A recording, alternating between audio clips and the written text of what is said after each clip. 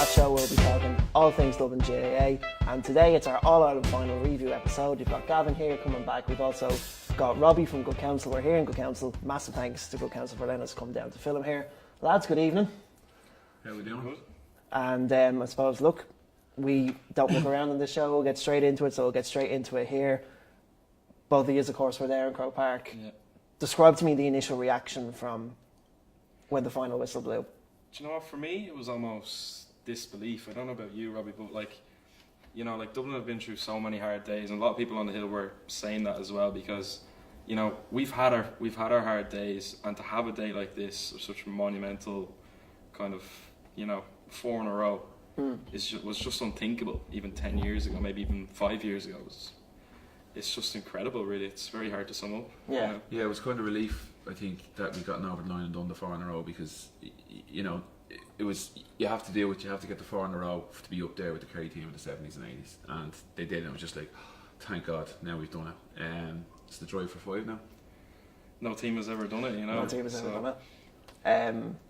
We'll get on to what our way too early predictions for next year, so we'll put a pin in that one. But a lot of the debate, of course, in the immediate aftermath, and I guess this kind of speaks for the Dublin performance, in that you could have picked I saw about 6 or 7 players get a shout for who they wanted to be their own man of the match. A lot of people went for Jack McCaffrey. Yeah. I personally went for Brian Fenton. I saw a lot of shouts for Kieran Kilkenny and Paul Mannion, as well as then Johnny Cooper and Conor Callaghan as well.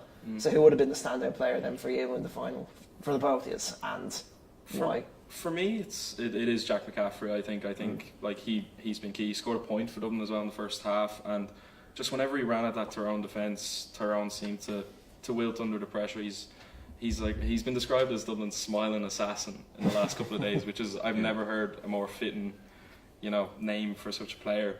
He's just a great player, and he's not even 25 yet, and he's got, I think it's 4 All-Ireland titles and 5 All-Ireland titles. Yeah, which is just incredible, and he's just such a grounded lad. He's finishing studying medicine this year, and he's just the perfect player for Jim Gavin. I think though Cluxton deserves a mention, because for any team, especially Tyrone and Sunday, to get a run in Dublin, they'd have to score 2, 3, 4 points in a row. But any time they went up and got a score, Cluxton always made sure that we kept possession after the kick out. And you have time in the ball. They're really pressed. Tyrone are really pressing Dublin, trying to win the ball back, and every kick out you got, especially in the second half, was on the money. So to be under that pressure and to deliver time after time after time, I think that sets the platform for Dublin to keep the ball, move it up the pitch, and then get into the scoring zone to get the scores. So Tyrone were never going to get 2, 3, 4 points in the trot, because they'd have to win it back through turnover, which is difficult enough to do. It's the kickers where they're going to win the ball back. So I think he deserves a mention as well. I think that especially paid true towards the end of the game, where Tyrone did kind of press up man for those last 5 minutes, and Cluxton at times always have to launch kick out sideways because of how deep the Dublin players had to come, but every time he put it over someone's head, they were straight down right into their hands. As you said, it was only 28 out of 30, one of which you could probably blame on John Small, so only really one poor kick out you could say the whole game from Cluxton, which is an astounding rate, especially considering the way Tyrone pushed up. And even in the last few minutes, when Dublin were kind of on the back foot, you could say Tyrone were bombarding us with high balls, and a lot of them were going wide, and then Cluxton had to kick it out under fierce pressure in the 74th, 75th minute. But these players were shown for, Brian Fenton showed for a ball, Brian Howard, Jack McCaffrey. These are all the younger lads, not necessarily the lads who were there in 2010, 2011. I know Michael Dara McCauley won actually a key ball, and even Owen Merchant. Yeah. Which is it's a credit to how cool-headed the lads were. I think the point you made was, before we went on, was that everyone in the stadium were biting their nails, but except for the 15 on the pitch. Which total calm throughout the whole game. Outstanding. We know what we need to do. We know to keep on with the process. As the bore you to tears with listening to any Dublin interview, but because you're dying to hear about his Brogan playing, or his how are they going to train, and all you hear about his game management and process, and but that's what they do. In every situation there's a go-to kick out, there's a go-to play, and they execute it. So, and that's what Dublin are so good at, and long may it continue. It's like an attitude or a culture around it. It's all about the collective. It's not about an individual. Dublin don't do sentiment as well. I think it's kind of an overriding thing what Declan Darcy was saying in the aftermath. Yeah. They don't just bring on Owen O'Gara because Owen O'Gara is 32 years old. They don't bring on. He deserves an All-Ireland start, but they don't bring on Brogan or Flynn even. Flynn didn't even get a run out after especially a pretty outstanding from his form trip to championship. So like Dublin don't do sentiment. They don't do like, oh, we better bring Flynn on because Flynn is this experienced. They bring on who's best to do the job. And a perfect example of that was when Darren Daly came on, because Darren Daly is the perfect team player in Jim Gavin's eyes, because he's played in all of Dublin's All-Ireland finals under Jim Gavin. He's never started one.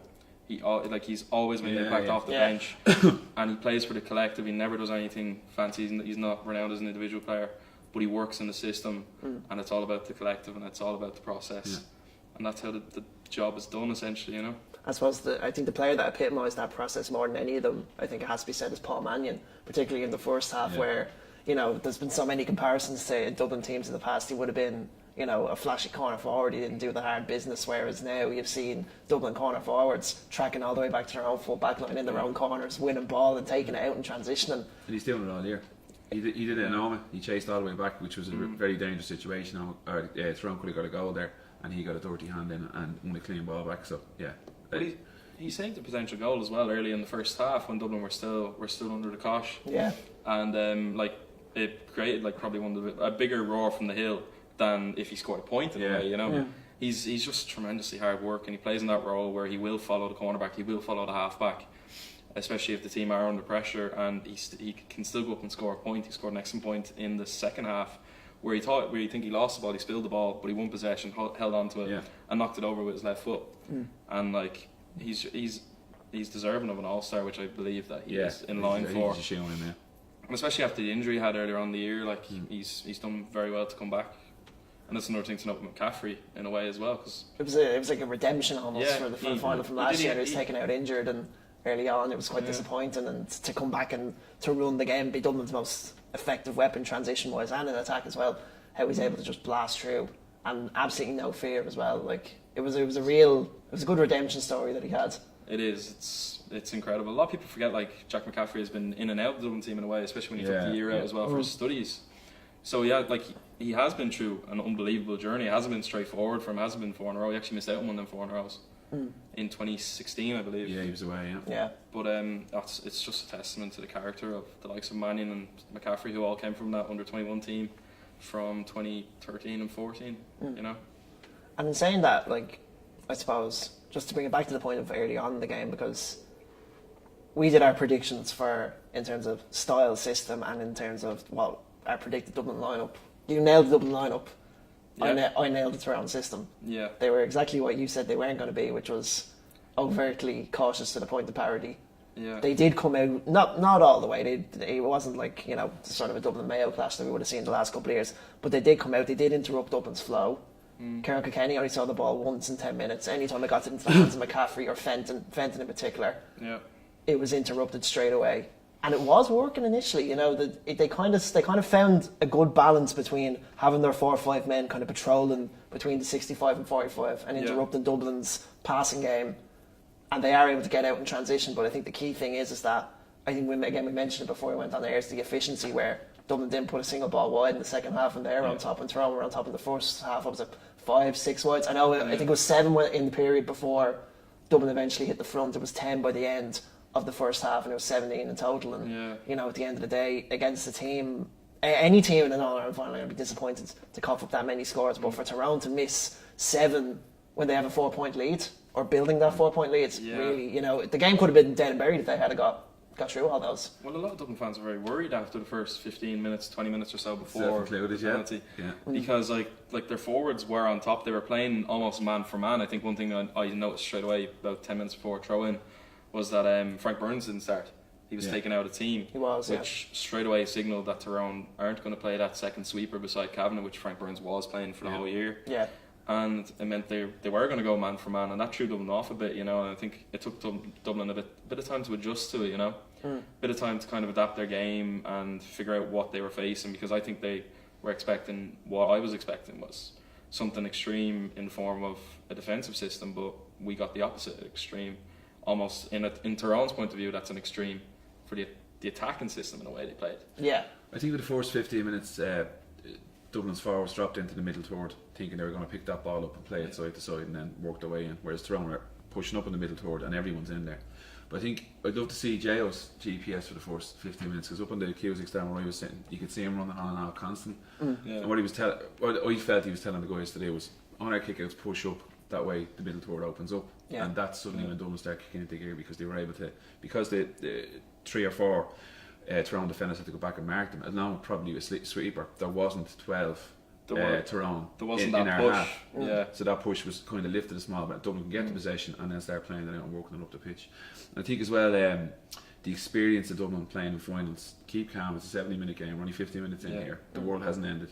Whereas with Tyrone, with the shot selection, if that was Oma or Clowness in an Ulster final, they'd have looked for the next guy rather than taking them shots on, I feel. And I think that'll stand us around next year, because they'll have that experience to keep calm in that situation. A lot of people forget that, like, Tyrone's first All-Ireland final in 10 years. And there's only one player in that team that was in that All-Ireland final.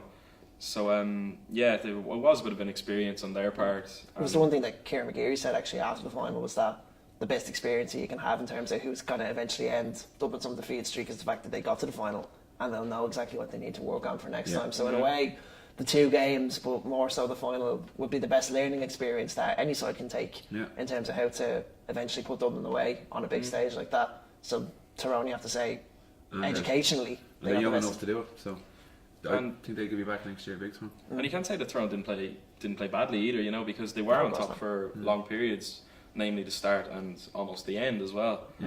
And they're just going to take so much from it. I think they've got a big battle on their hands in Ulster next year, though.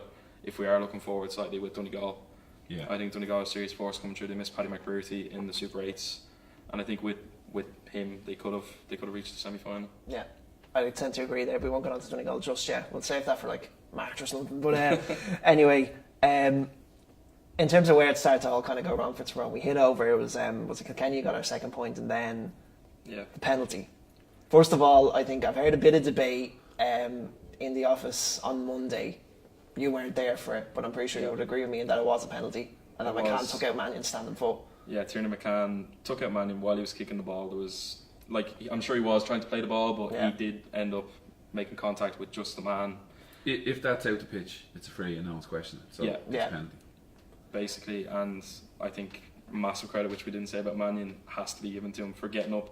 He was on the ground for about 30 seconds to a minute, hopped up straight into the top right corner.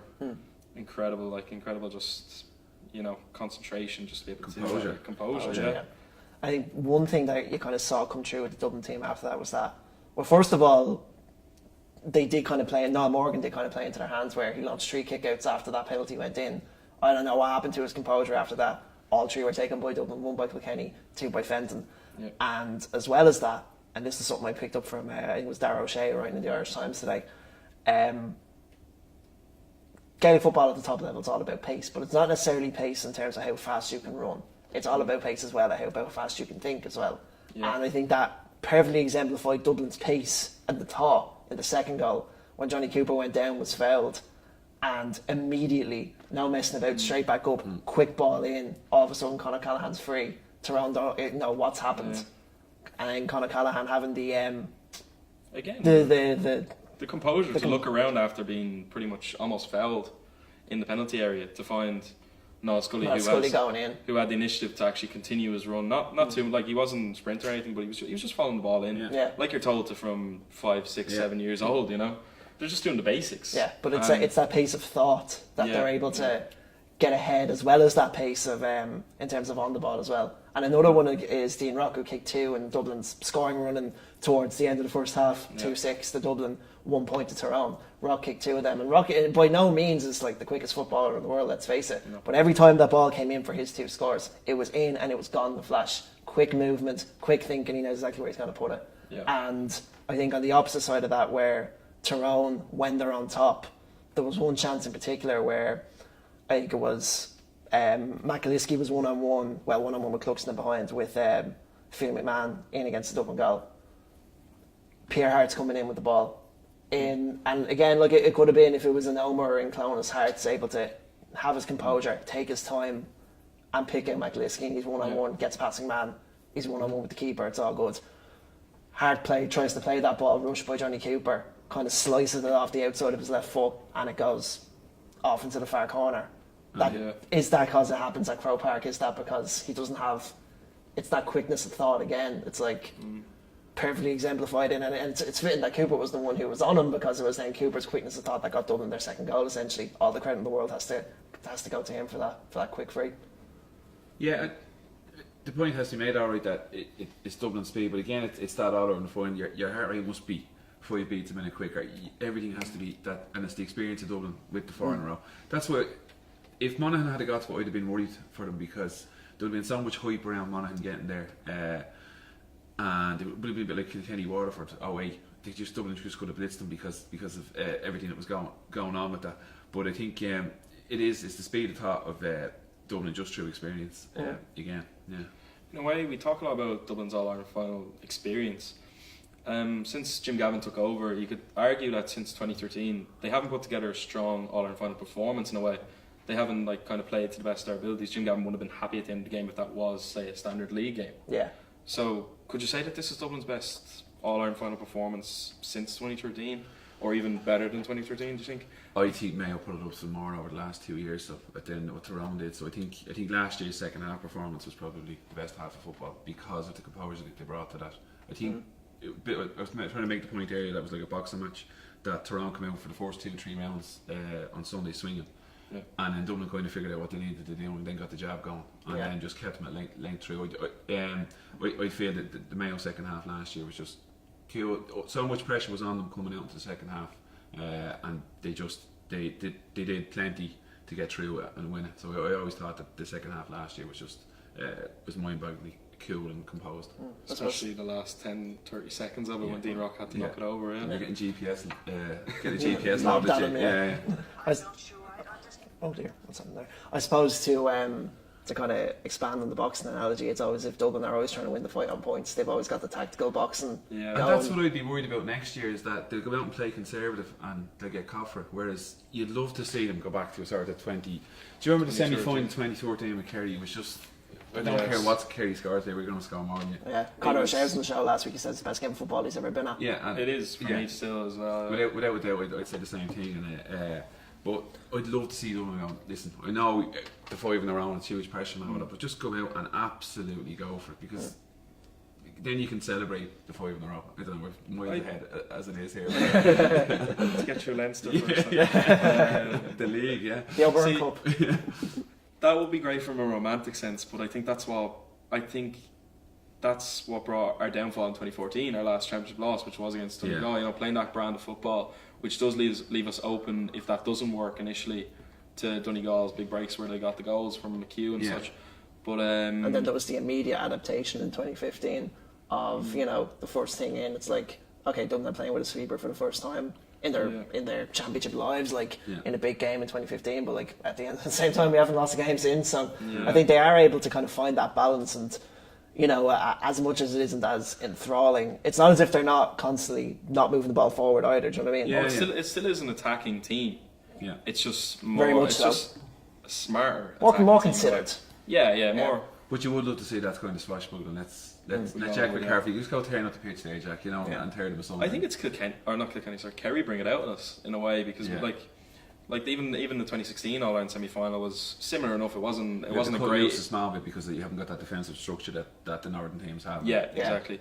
Yeah. And who knows, a revitalised Kerry team in the next year or two could bring that kind of game again, and you never know what kind of game you could see. Historic achievement, 5 in a row, the weekend just before us again. A funny moment actually was I was outside Hill 16 at the handball alley after the game, and the Kerry team bus came out to drive past all the Dubs stand outside, having a few drinks, and all the players were just going 5, 5, 5 out the window, lifting the stand, and all the Dubs were just going like that back as well. It was a nice moment, in fairness, and in fairness, the Kerry team came and celebrated in front of the hill, and who are you to begrudge a team that just did 5 in a row? Exactly, unbelievable achievement. It was a historic day for the GA, really, to see two teams reach such massive feats. A little word on Tyrone. What exactly does this leave? What position does this leave them in for going into next season? Because I suppose they didn't tear up their entire template on Sunday, but they did kind of bring a little bit more impetus, a little bit more verve, a little bit more of an attacking mindset into it. Do we kind of see them play a similar way? Because I think the one thing we've always insisted us in particular, when we talked about it, is they do have the players coming through that are able to play a more exhilarating, for want of a better term, brand of football, a more progressive brand of football, a more attacking brand of football, and they were able, as we said, to worry Dublin in how effective their pressing was, and it seems as though they found an incredible balance over those 15 minutes. If they're able to train themselves up in that system next year, will they come back as an even stronger challenge, or is it a case where it was just a once off and we'll see them sort of revert to type? I think all teams are starting to do it now. Like Donegal have gone away from Jim McGuinness. Everyone just turn, as soon as you lose the ball, everyone just turn and run back and play that deep kind of 15 blanket defence.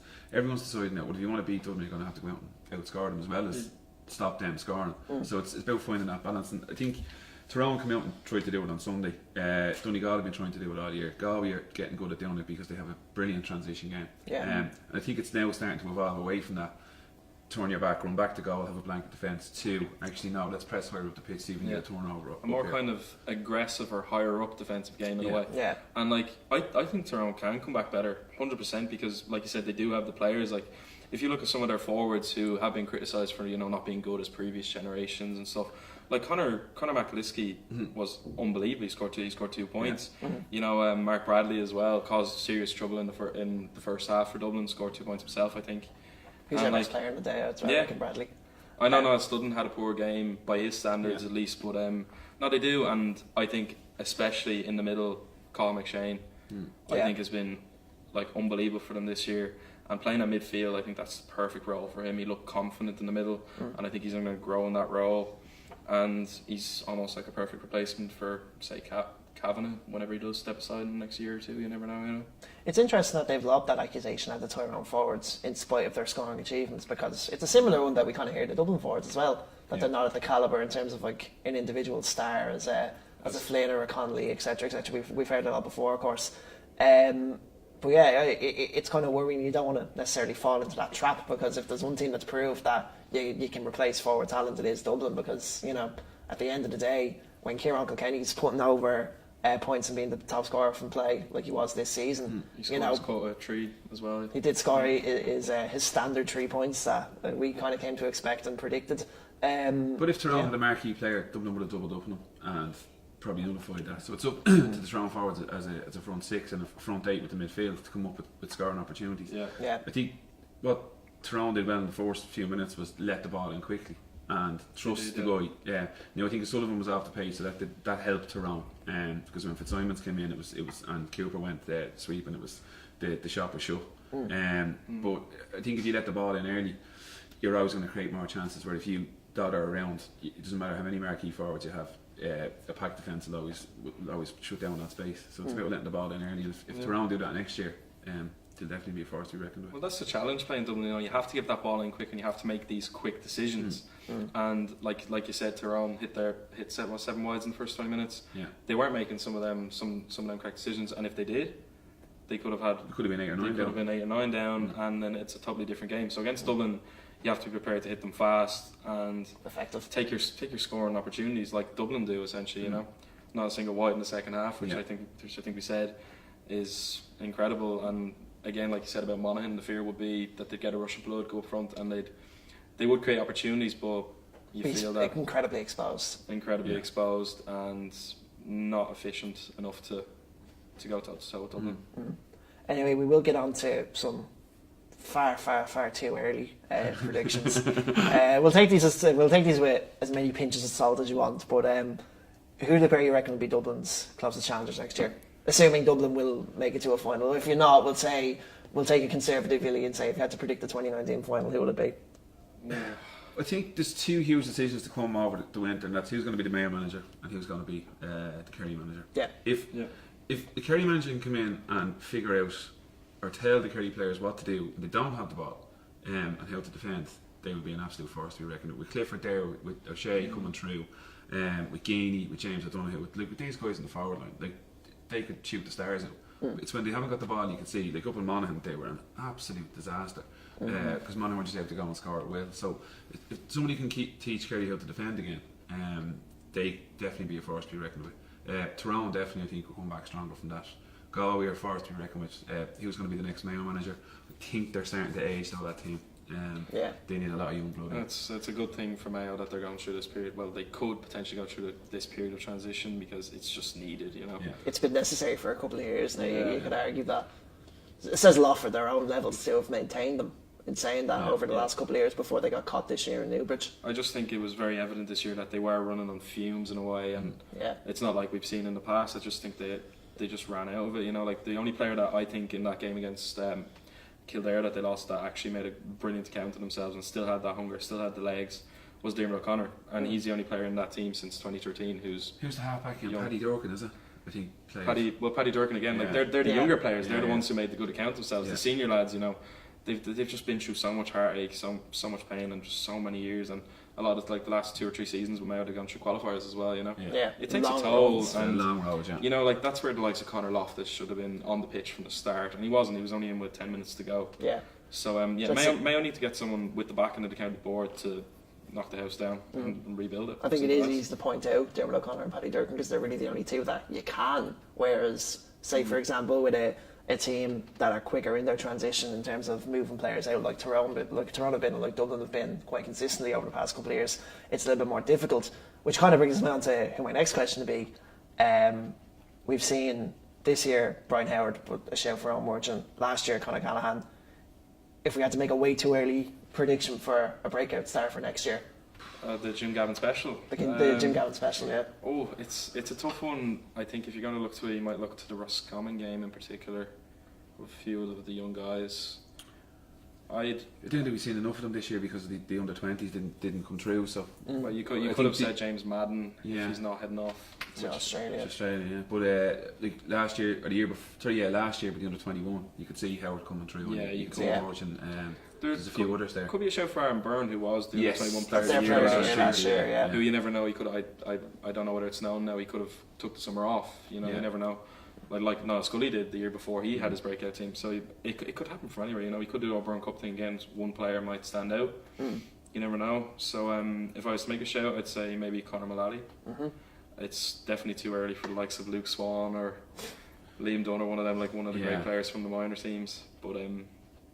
I think Conor Mullally anyway, definitely. And I suppose last question of our way too early predictions. 5. It's going to be tougher than ever, I think, next year because depending on the managerial appointments with Mayo and Kerry, I think there's a lot of teams starting to, you know, get the house in order and really get themselves ready for a tilt at Dublin, namely Donegal. Donegal have always been a team that have hassled Dublin in the past. They're our last championship loss, and I'm a massive fan of Declan Bonner and the system that he's implemented and the players that they have. And they're simply only going to get better. You know, they were knocked down to Division 2 this year. It mightn't be the worst thing because they can gain a bit of momentum and who knows, maybe come back up. And I think they'll be ready for another tilt at Ulster at least, and we'll see from there, you know. I always go with Kerry. Yeah, definitely. I think Kerry had a common team. I think we're lucky that we have John Harden as president and he's a dub, because if it was a Kerry man in there, he'd probably make a new county, pull all the best players out, just so we wouldn't win the 5 in a row. But no, I always think Kerry would be looking up the road now and they'd be saying, there's no way, this can't happen. That's another thing. You can imagine the conversations happening in Dingan and Ventry and places like this on Sunday night going, lads, we have to stop this. Just throw everything we can. Everything we have. I think actually, if you were to look at early predictions, the league fixtures were actually only provisionally brought out today, and one thing that you would notice is that Dublin are travelling to Kerry. They are for league in February, around, I think it's late February, mid-February. But that's a crucial game. I think that's one thing Kerry fans, Kerry players, coaches, everything will be looking at straight away. They're like, this is our chance to lay down a marker, put it in their heads. The dubs. Psychological battle. And that's one thing. That's the first battle I think they'll be looking at. They forget about September. If you're looking at September already, they've already lost it. They need to just start from the start and take it game by game, like Dublin did in 2010 and 11 when they built that All-Ireland winning team. That's what the rest of the country have to do. They can't just be looking straight at Dublin. You need to build yourself first. And the pressure in the camp next year is just going to be absolutely, because the expectation that's there. They're going to have each of the players going to have 12 months of 5 in a row, constantly being at it, and you wonder how that's going to affect as well. So it's such a huge 12 months coming.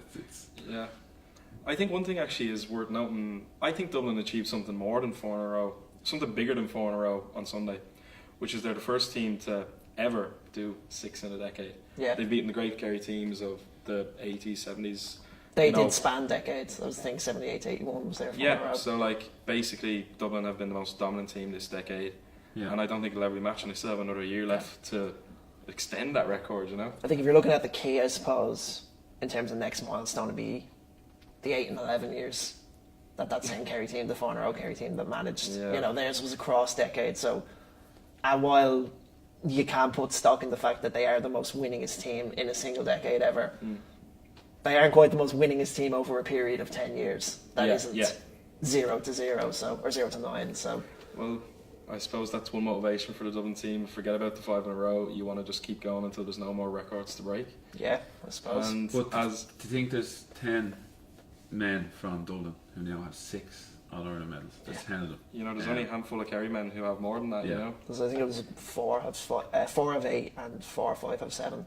And then you're into a big gaggle of another 4 or 5 and then obviously the 10 dubs. You know, we're trying to do what Kilkenny couldn't do early in the 20th century or 21st century. Yeah. And I remember as a kid growing up watching this Kilkenny team thinking, you'll never see any dominance in any code like this again. Yeah. But here we are. Anyway, we will leave it there. We'll move briefly on just towards the end of the show, last couple of minutes. The Dublin Club Hurling Championship is back. The senior A's are back out this evening. And then also on Friday and on Saturday, the quarterfinals will be sussed out. A couple of standout games. Funnily enough, we've pointed at 2 fixtures here, both of whom are between 2 teams that are both already through to the quarterfinals. That being Coola against Ballybowden, which is this evening. I believe it's at 7:15 actually, so it'll be would have remembered by now actually, yeah. And also Nafina against Kilbrooke Croaks on Friday as well. Which you're looking at those games, and considering that you can't get the same team in the same group in the quarterfinals, that could be potentially 2 semi-finals done that right there, 2 semi-final previews. In a way it does, and it's definitely a good opportunity for the teams to suss each other out. But it's a hard one to call with Coola at home and Kilbrooke Croaks at home to Nafina. They're all in Parnell, sorry. Oh, sorry, they're all in Parnell Park, yeah. But it'll be interesting. Coola, obviously, I might miss Mark Chattay, who is with the footballers. Yeah. Will be a key player for them.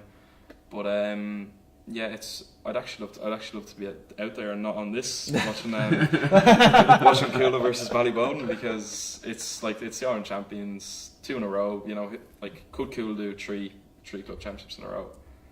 It's unheard of, and they're playing against the old giants of Dublin Hurling, who are a couple of years ago. Being quite resurgent this season. They've taken 10 from 11 in the league.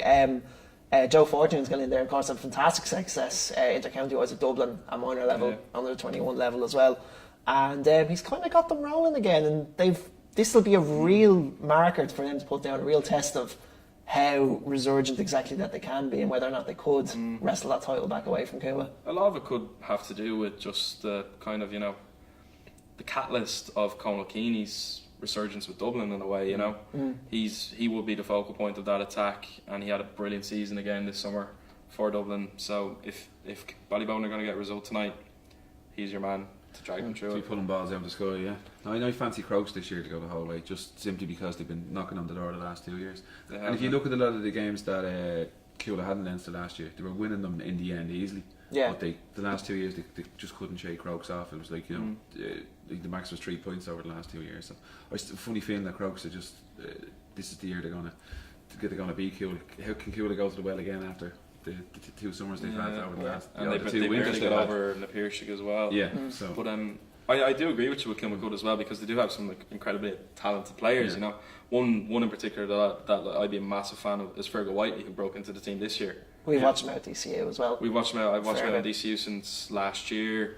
Played with the senior team last year as well, and made his breakout year for Dublin this year, rattling the Kilkenny net in Parnell Park in his first ever championship game, or first ever championship start, which is like, he's just an incredible player. And Croaks have won Ryan O'Dwyer back this year, who's going to be fully focused on the club. He's going to be fully focused on them, yeah. And in fairness, we didn't mention it either, Ryan O'Dwyer, great servant to Dublin Hurling. He's won a Leinster, he's won a league. He's just been an incredible servant since moving from Tipperary. And they are coming up against a tough Nafina team. Yeah, I mean, the Nafina team, they're the top scorers in the championship this year by some way, and a very young Nafina team as well. And you were saying it, that whether it's one code or the other, or maybe across both, that they're the resurgent, they're the common club in Dublin. They are, because like if you do look at the Dublin team in football and hurling, I think there's at least 3 Nafina men in both teams, you know. And Nafina, I think just they might have a better spine. Like the likes of Donald Burke coming back from injury now will be key for them, and he's a brilliant free taker, accurate as always, and he can always score from play. And then you obviously have the holding presence of Shane Barrett, who did have a great year for Pat Gilroy again. And he's very capable of scoring points from long distance, as we've seen in his man of the match winning performance against Offaly. You know, so they're going to be just 2 great games as a neutral to watch or as a fan. And I think, depending on the results or performances, that could well be your last 4, without discrediting any of the other teams, of course, involved. But. Well, sure, look, we're going to have to leave it there. We are a little bit pushed for time, so my thanks to Gav and to Roy. We'll be back again next week with our preview of the All-Ireland Ladies Senior Football Championship Final as well. Do join us then. Leave all your questions and comments for everything we've discussed below, and any questions or comments you have for the Ladies Final, and we'll get to them next week. Massive thanks once again to Counsel for letting us come down to film today. I've been Alex Dunn. This has been To The Hill and Back. We'll see you later.